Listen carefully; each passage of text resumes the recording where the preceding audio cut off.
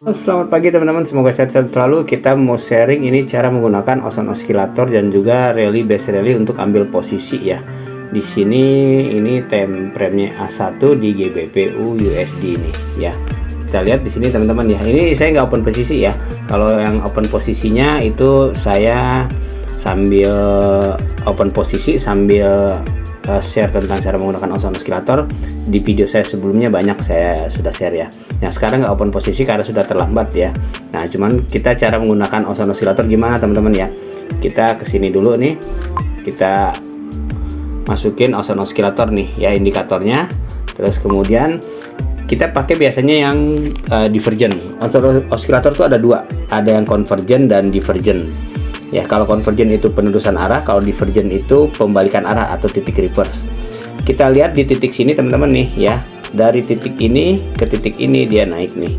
Ini real grafiknya ya. Sedangkan di Ozone Oscillator dia malah turun. Dia malah turun tuh. Ya.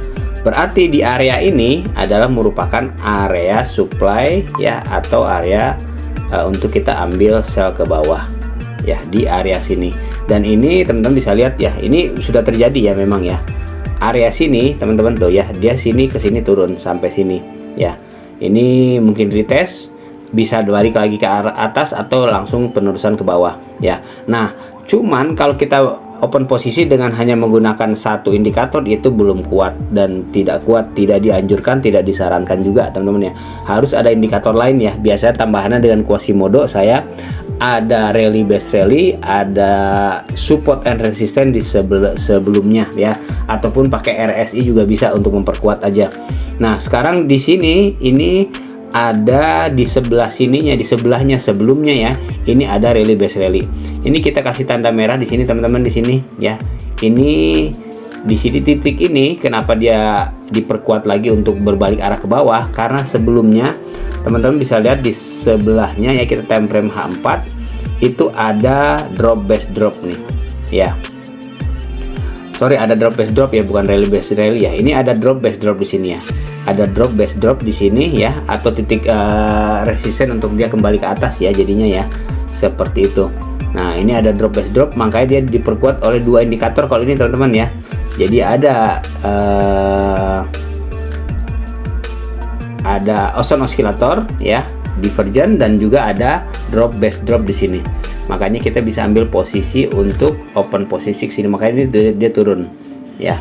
Itu aja teman-teman ya. Ini cara menggunakan Ozone Oscillator, drop base drop ya, untuk ngambil posisi.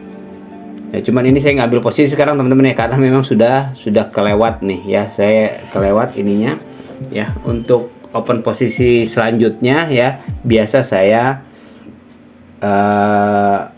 sharing di video sebelumnya, ada banyak ya di situ. Nah, oh ya teman-teman, saya biasa saya trading di OctaFX teman-teman ya.